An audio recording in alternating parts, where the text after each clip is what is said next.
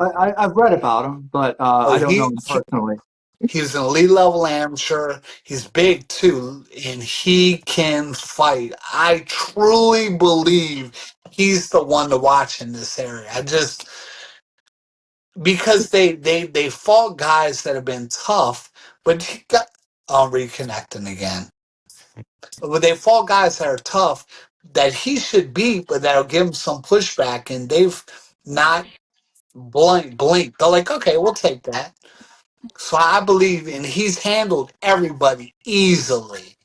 So I do believe he's one of the ones coming out right now. Just and I feel like he has a really good chance of being a champion. Okay, So so he's that's the why I guy. keep an eye. He's only got 4 fights, so he's got a ways to go, and he's in a good fight. He's got fighting the kid 6-0, so it's going to be a really good fight. He's like I said, they haven't dodged one fight, and Wow. these are all fights he should win, but at the same time, these are not like gimme fights like a lot of the guys in this area want. They're like, we want to fight somebody in swimming trunks and, tennis shoes, like you used to wear. Yeah, I'm right. I'm I've as actually well. seen that before. Right, right. But back to the Jimmy Lang thing. Jimmy Lang was an incredible fighter, and he helped so many people in this area. He helped myself. Like, without the Jimmy Lang fights, I don't get world rated, and I don't get those fights that I got. And I made a bunch of money, and Jimmy Lang helped me with, allowing me to share the ring with him. And that was able to propel me. And even I fought on his undercard 3 times as in preliminary fights. And just to be on that stage at that arena was incredible. And I was super thankful for those moments. When they called me to fight, when JD called me to fight, I thought they were like pranking me. Like I thought they were messing with me. They're like, hey, you want to fight Jimmy Lang? I'm like, I thought you were calling to like offer me some 4 rounder, some 6 round preliminary fight, and they're like, no. And I knew why they were doing. Like, I mean, you look back, I just lost to Jose Felix. I got crunched by Jose Felix at in Virginia. I was sick as a dog when I fought him. I came back and fought him 2 months and beat the brakes off of him. But when I went and they were there, JD was there for that and watched me get beat down seriously. And that's but you when as fighters, when you're a fighter and you train to get ready and then you get sick at the end, you don't want to pull out, especially with a guy you feel like you could beat. But everybody has an opportunity to win, in boxing. That's why the commissions they can't get it wrapped around their head. You can never take a record you got to look at all the factors that go into records and fighters and so forth.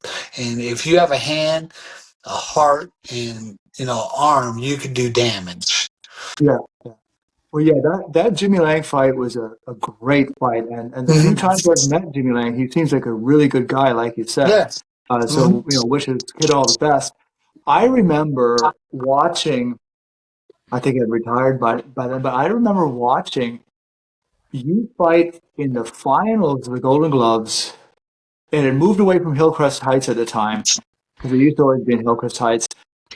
And you fought a kid. I was like, because I knew you were good, but when you fought a kid that I thought was just spectacular. His name was Spencer Harsley, He and was a national champion. you not only won that fight, you dominated And that fight. I was like, it, wow, he's going he to have a was good career. He was with the Headbangers, yeah. Like Barry Hunter, yeah, knocked his headgear off. I wish I could find that fight. Like I lost that fight, but I knocked his headgear off. Everybody freezes. It was at the JC's in Waldorf. I knocked his headgear off. It was in 2000.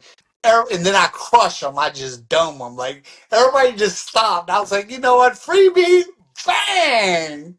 And everybody was like, oh my gosh! Everybody's jumping in the ring and pissed off. And yeah, but that was a great fight. And Spencer Harsley he was a silver gloves national champion, junior Olympic under 19. He was nationally rated as a junior and as an open class. He was always in the top 10.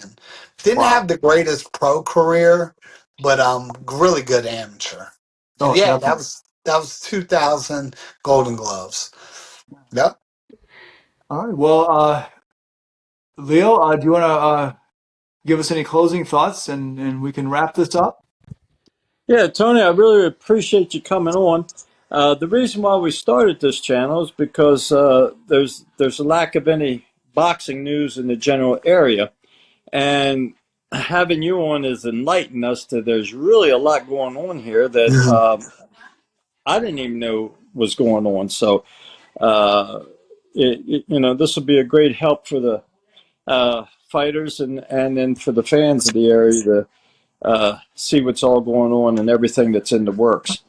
So once again, I appreciate you coming on and helping us fill the void that was left when uh, Williams, Mr. Williams, quit Yeah, doing Gary his Williams. yeah, Gary. He quit doing his boxing along the Beltway, Mhm. and what we do here on video is hard enough. So think what he was doing, typing everything. Yeah, So um, hats off to him, and hopefully Ron we can. Marshall, Gary Williams, like two, and then they had the people that did the pictures. Incredible. Like Gary Williams, I've known since I was a little kid. And I mean, so thankful for whether he wrote good or bad, you always knew you were going to get the truth from him. And that's what I respected the most, whether it was good press or bad press. And all press is good, but super positive. But one thing I wanted to thank you, Leo, because you helped me a lot in the promotional games. We started doing those shows at that age. We did a lot of shows down there in Virginia. Yeah, We would still come back and do shows there. But it's like, it really, and we worked with a ton. We had so many high level, like I said, Brian Mendoza, Tevin Farmer fought there. These are guys that went on to win world titles. So people don't understand like the level of guys we were working with on those shows down there. We did a bunch of them, and so you were a big part, and you always worked with me. You were always fair to me, and you need that in boxing because a lot of people always don't have the best motives, I should say, if that makes sense. Yeah, Yeah. yeah. definitely.